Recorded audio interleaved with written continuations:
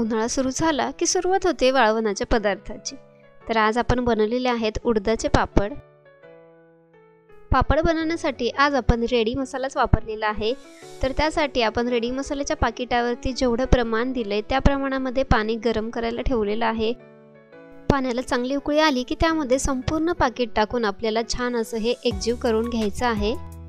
तर आज आपल्याला 1 किलो उडदाचे पापड बनवायचे आहेत। तर त्यासाठी लागणारा मसाला आपण आता गरम पाण्यात उकळून घेतलेला आहे। आता हे पाणी आपल्याला थंड करून घ्यायचं आहे। छान असा मसाला आपला आता पाण्यामध्ये एकजीव झालेला आहे। आता हे सगळं आपल्याला साधारण अर्धा ते 1 तासासाठी थंड करून घ्यायचं आहे। पूर्णपणे हे पाणी थंड झाल्यानंतर आता आपल्याला पापडाचं पीठ मळायला घ्यायचं आहे। इथे आपण 1 किलो पापडाचं पीठ घेतलेलं आहे। तर यामध्ये अर्धा किलो उडीद डाळ आणि अर्धा किलो मुगाची डाळ आहे।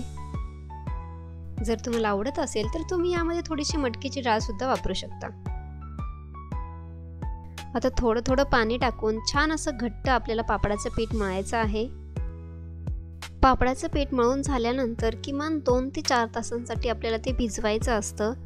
तर तुम्ही हे पीठ सकाळी मळून दुपारी पापड लाटायला घेऊ शकता किंवा मग रात्री हे पीठ भिजत ठेवलं आणि सकाळी जर पापड लाटायला घेतले तरी पण चालतं। तर आम्ही काय केलंय, आम्ही रात्रीचं हे पीठ आता मळलेलं आहे आणि रात्रभर आता ते आपल्याला भिजत ठेवायचं आहे। छान असं घट्ट पीठ आता आपलं मळून झालेलं आहे। एका डब्यामध्ये आता आपण ते रात्रभर भिजण्यासाठी ठेवूयात आणि सकाळी आपल्याला त्याला ठेचून घ्यायचं आहे। रात्रभर पीठ भिजल्यानंतर आता दुसऱ्या दिवशी ठेचण्यासाठी आपण इथे दगडी खलबत्ता घेतलेला आहे। आता थोडंसं तेल लावून आपल्याला हे पीठ छान असं ठेचून घ्यायचं आहे। चांगलं 4 ते 5 मिनिट ठेचल्यानंतर पीठ आपलं छान मऊ होतं आणि त्याने आपले पापडही चांगले होतात। असं छान पीठ ठेचून घेतल्यामुळे पापड लाटायलाही आपल्याला सोपं जातं आणि पापड छान असा लांबला पण जातो। पीठ ठेचताना आपल्याला खूप जास्त तेलाचा वापर नाही करायचा, फक्त 1 ते 2 चमचे तेलामध्येच पीठ आपल्याला छान असं ठेचून घ्यायचं आहे। छान असं आपलं पीठ ठेचून झालेलं आहे। आता याला आपल्याला हाताने थोडंसं असं खेचायचं आहे आणि याचे गोळे बनवायचे आहेत। आता तुम्ही बघू शकता की ठेचल्यानंतर एकदम दगडासारखं दिसणारं पीठ सुद्धा आपलं किती छान मऊ झालेलं आहे।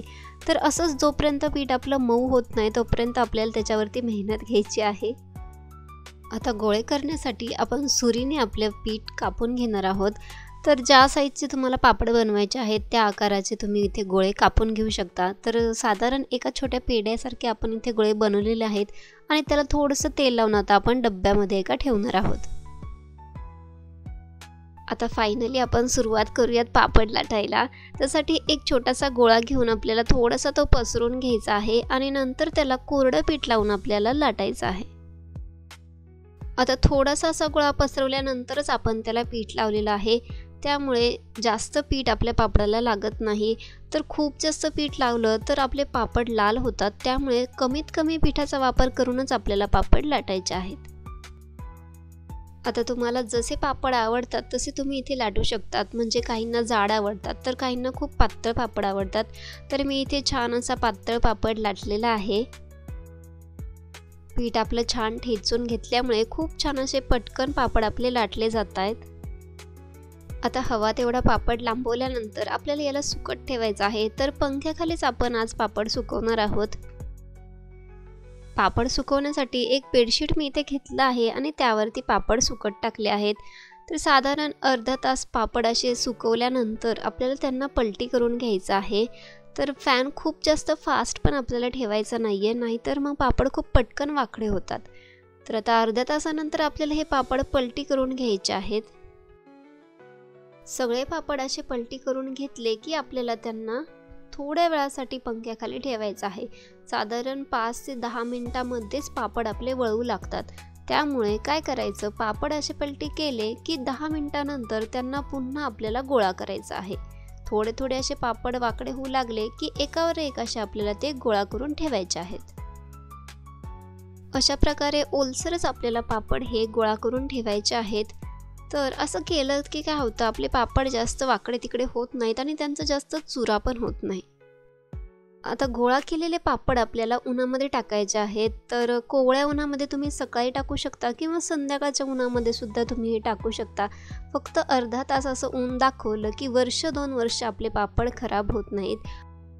अशा प्रकारे पापड वाळवल्यानंतर ते असे वळत पण नाहीत आणि मोडत पण नाहीत. त्यामुळे एकदम मस्त असे पापड आपले 1-2 वर्षासाठी तयार होतात. आता चांगले वाळल्यानंतर आपण एक पापड तळून बघूयात. तर तेल गरम झालं की नाही ते आधी चेक करायचं आणि नंतर आपण त्यामध्ये आपला वाळवलेला पापड टाकूयात. पापड तळताना नेहमी बारीक गॅसवरती तळायचा, नाहीतर मग तो खूप पटकन असा लाल होतो किंवा जळतो. तर मस्त असे पांढरे शुभ्र पापड आपले इथे तयार झालेले आहेत. तुम्ही सुद्धा या पद्धतीने पापड एकदा नक्की ट्राय करून बघा आणि कसे झाले हे आम्हाला कमेंट्समध्ये नक्की कळवा.